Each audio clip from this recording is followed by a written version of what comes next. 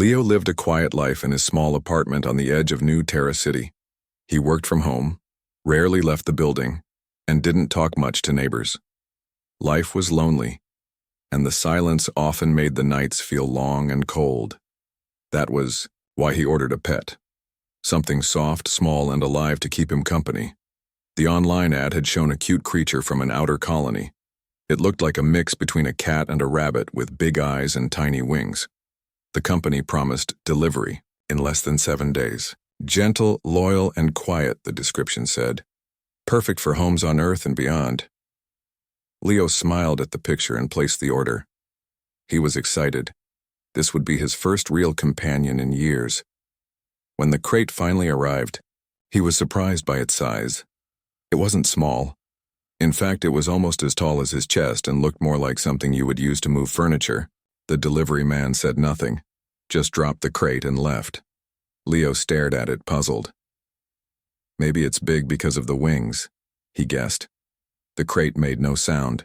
There was no scratching, no movement. That worried him. Is it asleep? He whispered. He reached out and touched the control pad. It scanned his hand and unlocked with a soft beep. The front of the crate slid open slowly and a soft blue light lit up the inside. Leo took a step back. What he saw made his heart freeze. A figure stepped out, slowly, carefully. It wasn't a small creature. It wasn't fluffy, it wasn't anything he expected. It was a girl. She looked about his age, maybe a little younger. Her skin was smooth and light blue with a slight purplish tint. Her hair was long, white with silver strands that caught the light like metal threads. Her ears were small and pointed, like an elf from old Earth stories. Her eyes were large, glowing faintly, filled with fear and confusion. She wore a plain dress made of soft fabric torn in places. Her feet were bare. Her hands trembled. She looked around the room, then at Leo as if trying to understand where she was. Leo couldn't speak. He blinked several times, thinking he was imagining things. This wasn't right. This wasn't what, he ordered. The girl looked at him. She tried to say something, but her voice was weak. Her mouth opened, but only a soft sound came out. She swayed on her feet and took a small step forward, reaching out her hand.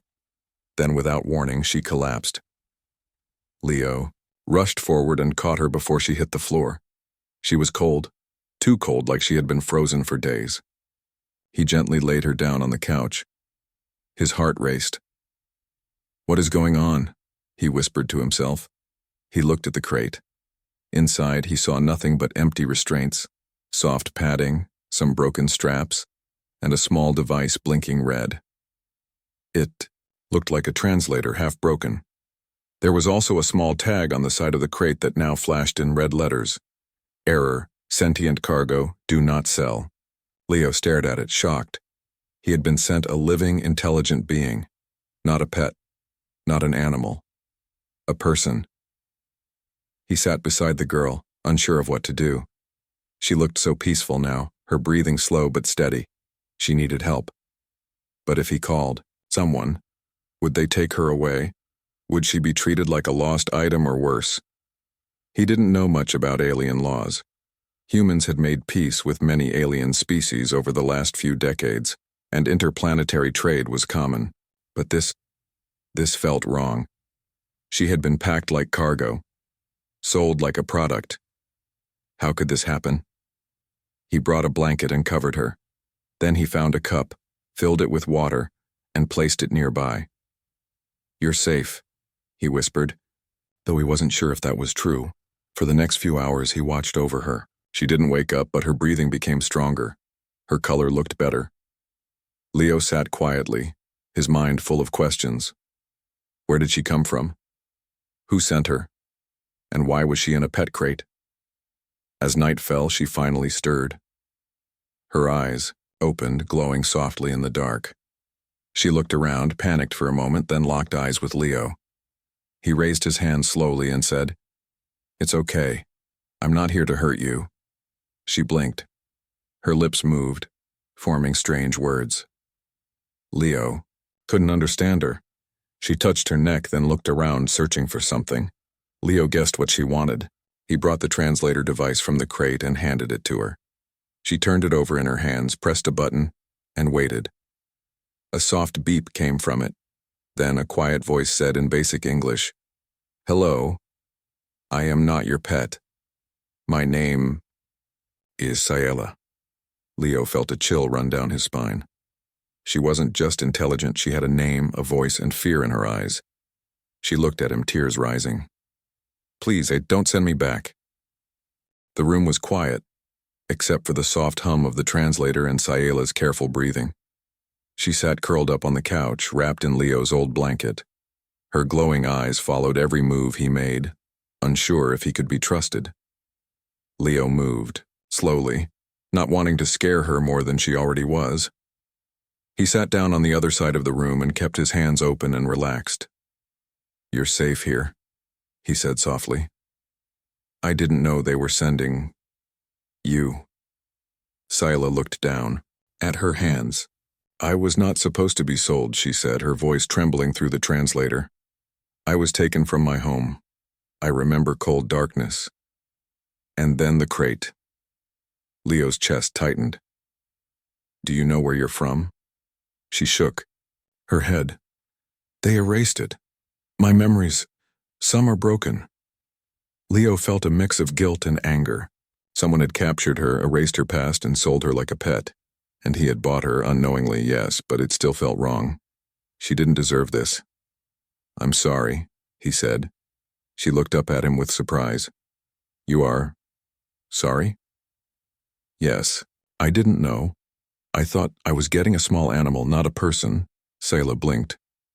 "But you didn't hurt me." Leo shook his head. "I would never." There was silence again. Outside, the city lights flickered. A ship passed overhead, its engines humming in the sky. Inside, the small apartment suddenly felt like a strange meeting place of two worlds. Sayela touched the translator again. "You are human?"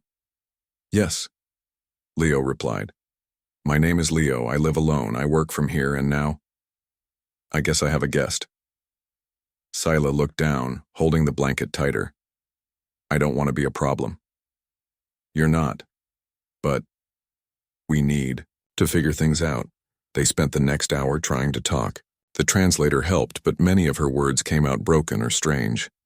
Still, they managed to understand each other little by little. She had been traveling through space with others, then captured during a raid. She didn't know what happened to the others. Maybe gone, maybe worse. Leo offered her food, simple earth food like soft bread and fruit. She ate slowly, unsure of the taste. Her hands trembled with every bite. He realized she hadn't eaten in days. "Do you feel better?" he asked after she finished. She nodded slightly. "I think, yes, you're kind." Leo gave her a weak smile. "I try." Sayela glanced at the door. "Will they come?" Leo frowned. "Who?" "The ones who sold me. If they find me, they will take me again." He hadn't thought of that. His heart skipped a beat. If someone realized she was missing, they might come looking. And if they found her here, "I won't let that happen," he said firmly. "You're not going anywhere with them." She stared at him with wide eyes. "But why would you help me? I am not your kind." Leo stood and walked toward because it's right. You were treated like cargo. That's not okay. You deserve to live free, just like anyone. Behind him, she whispered, "Not all humans are like you." He turned and nodded. "Not all people are kind, but we can choose who we want to be." That night, Leo set up a sleeping area for Sayela in the small guest room he rarely used. He brought her a mattress, clean sheets, and warm clothes. They didn't fit perfectly, but it was better than the thin dress she had. Before she went to sleep, she stood at the door and looked at him. "Thank you, Leo." He smiled. "Good night, Sayela." As she closed the door, Leo sat on the couch, his mind racing. What was he supposed to do now? Report her? Call the government? No. That could be dangerous for her. She wasn't just a mistake in delivery. She was someone's daughter, someone with a past, and maybe a future. He grabbed his old tablet and searched for alien rights groups. There were many names, but most were slow, full of red tape. He needed someone he could trust, someone who would protect her. The next morning, Sayala joined him in the kitchen. She had cleaned herself and wore one of his oversized shirts like a dress. Her silver hair was brushed neatly to the side. "I feel better today," she said. Leo smiled. "That's good, we'll figure this out." But as the morning passed, Leo noticed strange things. A small drone passed outside the window twice. The apartment building's front camera blinked red, something he hadn't seen before. He walked down the hall and noticed a small sticker on his door. It looked like a scan tag. "Sayala," he said, returning quickly. "Did you tell anyone where you were sent?" "No," she answered. "I don't remember. Maybe the crate had tracking." Leo checked the control panel from the crate. It was still blinking red, but now there was a tiny message on the screen. "Signal interrupted. Asset missing." He cursed under his breath. "They're tracking you." Sayala stood up, panic returning to her face. "They're coming."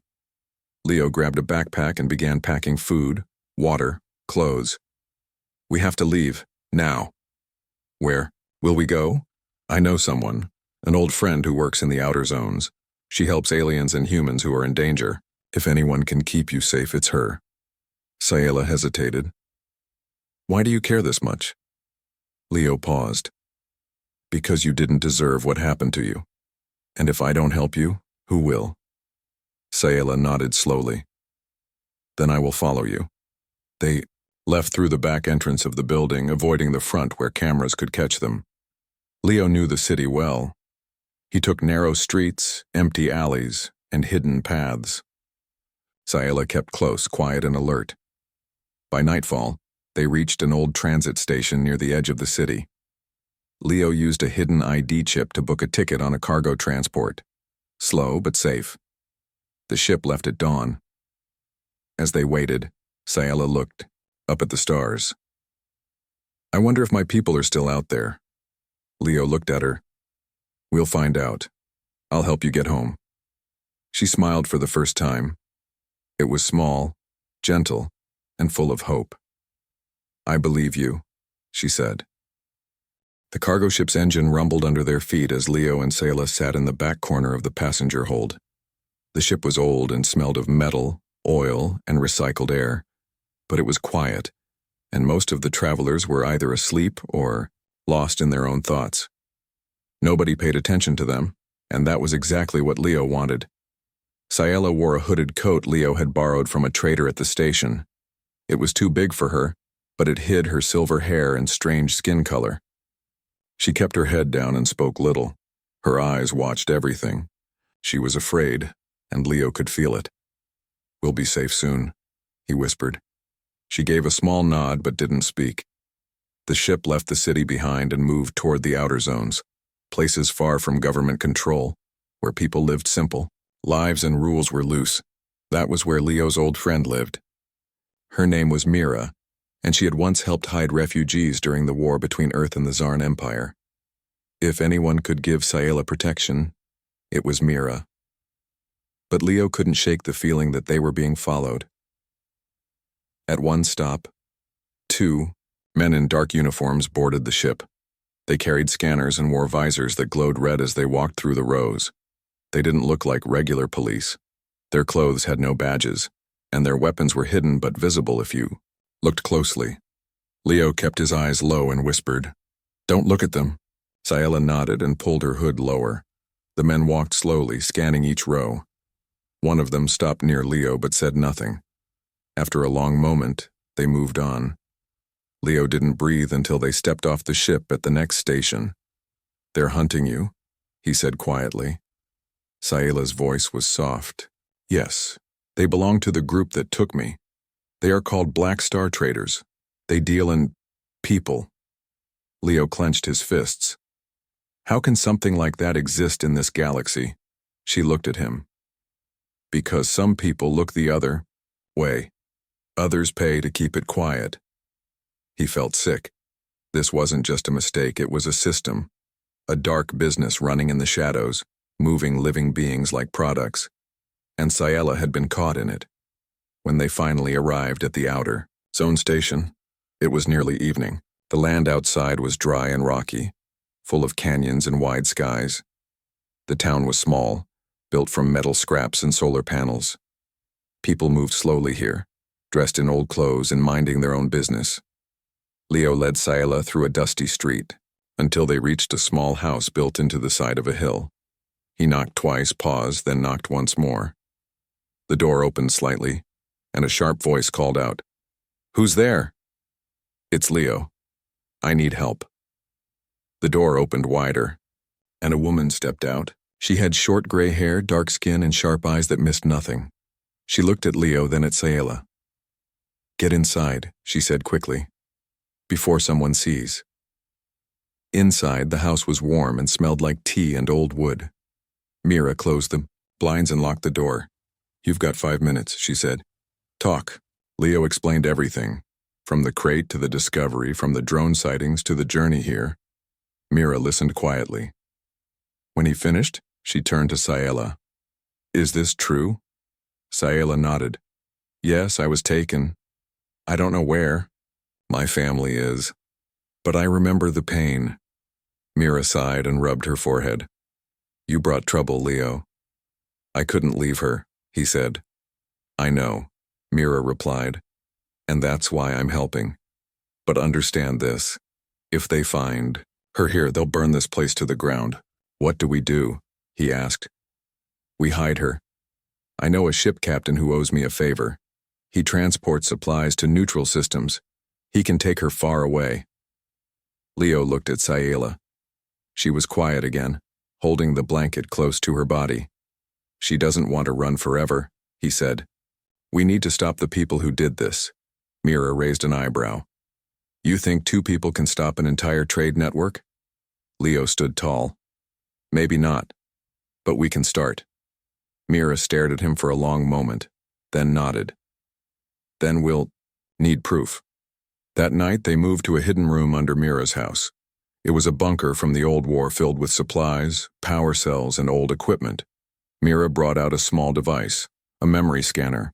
This might help recover what was taken from her mind, she explained. "It's risky, but it might show where she came from and who took her." Ciela agreed. "If it helps others like me, I will do it." Leo stayed by her side as Mira activated the scanner. A soft light passed over Ciela's head. She closed. Her eyes and images flickered on the screen, blurry at first, then clearer. A large ship, a cold room, other alien children, crying, men in black suits, voices speaking in a strange language, and finally, her home. A planet with floating mountains, bright rivers, and golden skies. Her family stood on a tall tower, waving goodbye. Her voice called out, "I will return." Leo felt his throat tighten. "She's a princess," he whispered. Mira looked at the screen. "More than that, this symbol," she pointed to a crest on a wall in the memory, "belongs to the Aravi line. They ruled Sector 9 before the war. They vanished, or so. We thought." Ciela opened her eyes. "Now you know." Leo took her hand. "We'll help you go back." But before they could say more, Mira's comm unit beeped. A message flashed. "Unknown ship spotted. Tracking heat signature near your location." "They found you," Mira said. Outside, a deep sound echoed through the air. A ship hovered just beyond the hill. "They're scanning for life signs," Mira added. "We need to move." Ciela stood up. "No more running." Leo looked at her. "What do you mean?" She raised her hand. A soft energy pulsed from her skin. "They tried to take my power, but they failed." The lights flickered. The scanner beeped wildly. Leo stepped back. "You have abilities?" Ciela nodded. "My people are born with energy inside. Mine was sealed, but it's coming back." Mira stared. "If she controls it, she can fight." Leo smiled. "Then we stand together." The sound of boots echoed outside. Leo grabbed a tool from Mira's shelf. Not a weapon, but enough to slow someone down. Ciela moved toward the door, her hand glowing faintly. As the door burst open, The light in her hand flashed. The door burst open with a loud crash. 2 Black Star agents stormed inside, their weapons raised and scanners glowing, but they didn't expect what happened next. Sayela stood in front of them, her hand stretched out. A soft blue light pulsed from her palm, warm and quiet like the glow of a distant star. Then, in a flash, a wave of energy spread across the room. It wasn't violent. It was like a powerful wind pushing everything back without causing harm. The 2 agents flew across the doorway and hit the wall outside. Their weapons dropped from their hands, sparking. They groaned but didn't move again. Leo stared in disbelief. You did that?" Sayla slowly lowered her hand.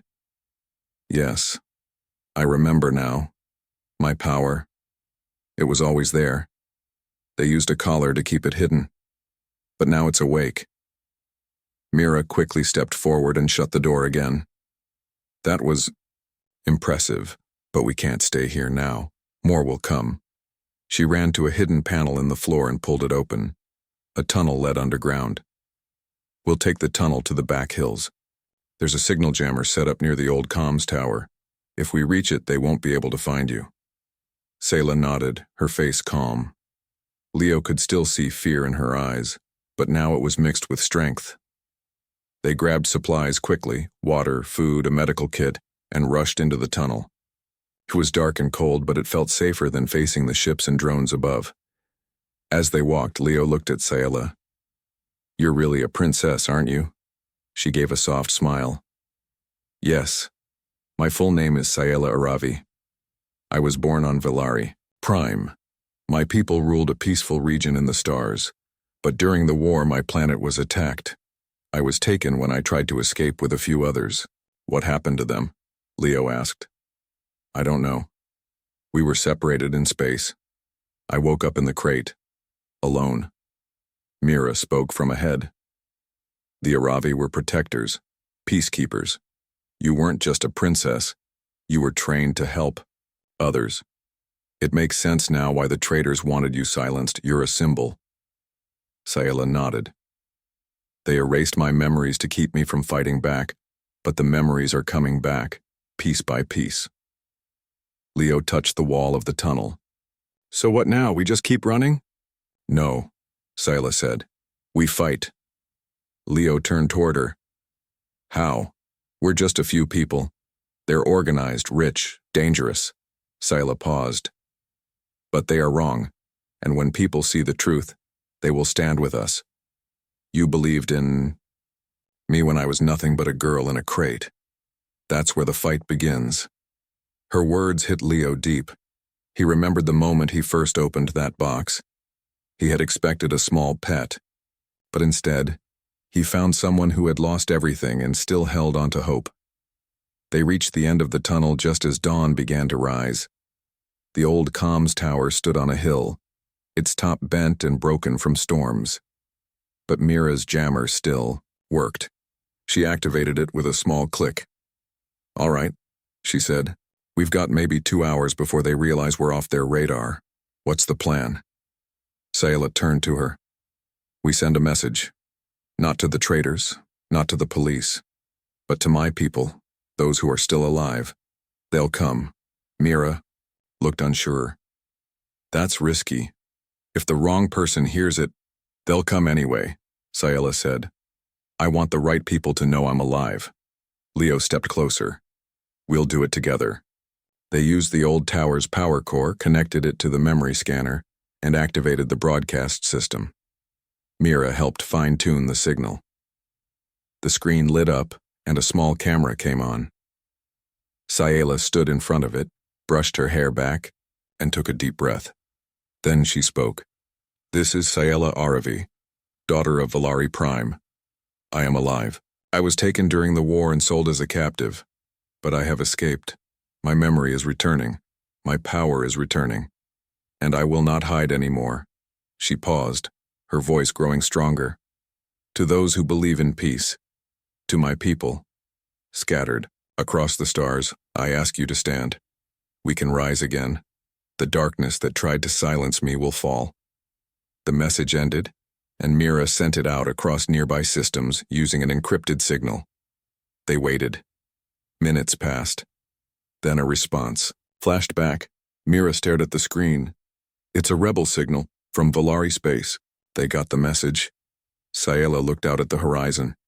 Then this is just the beginning. But their joy didn't last long. A loud boom echoed in the distance. Leo looked up. That's not thunder. A black star drone zoomed past overhead, followed by a dark ship cutting through the sky like a blade.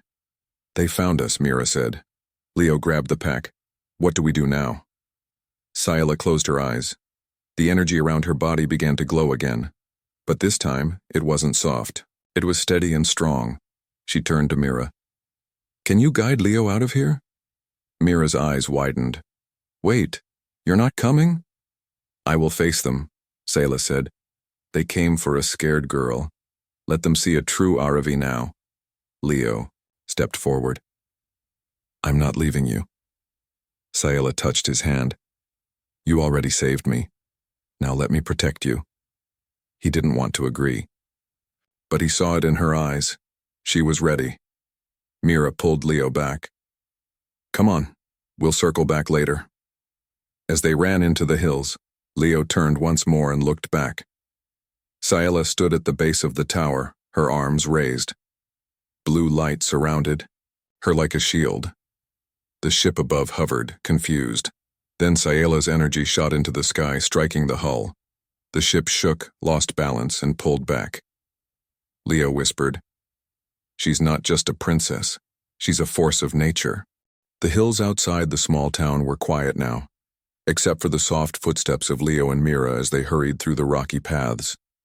The Black Star ship had retreated for the moment, but Leo knew it wouldn't be long before more came.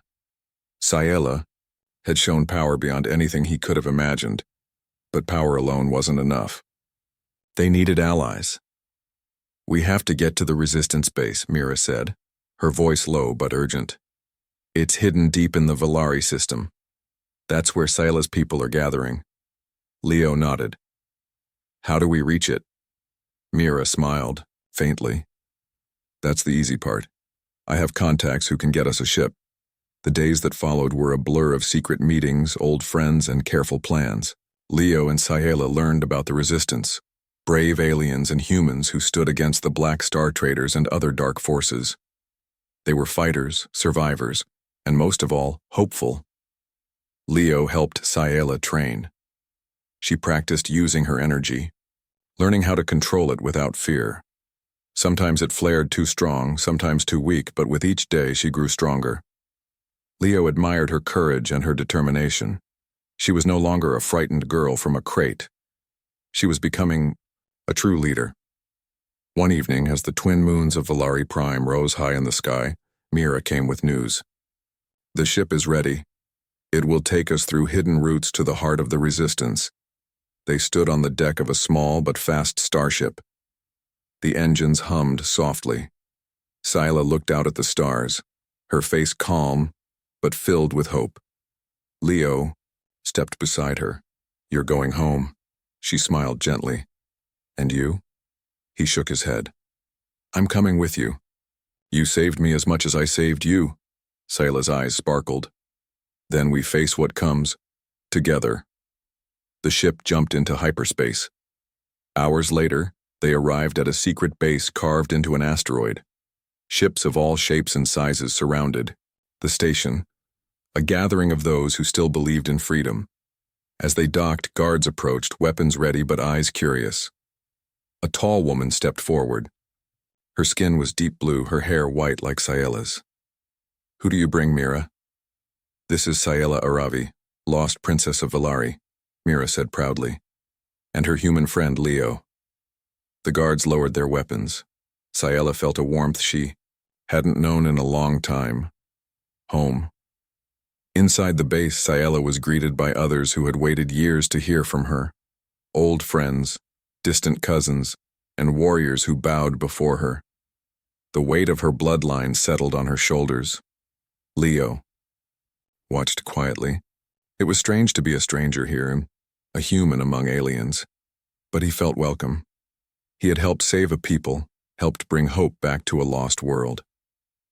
Later, in a quiet room, Ciela turned to Leo. "You could go home now. You don't have to stay." Leo shook his head. "I want to stay. This place, these people. You are my family now." She smiled, tears in her eyes. "Thank you, Leo, for everything." Their journey had started with a mistake, a crate meant for a pet that held a princess. But it had led to something far greater: friendship, courage, and a new beginning. Outside, the stars shone brightly. The galaxy was full of darkness, but also light. And together, humans and aliens would fight to protect it.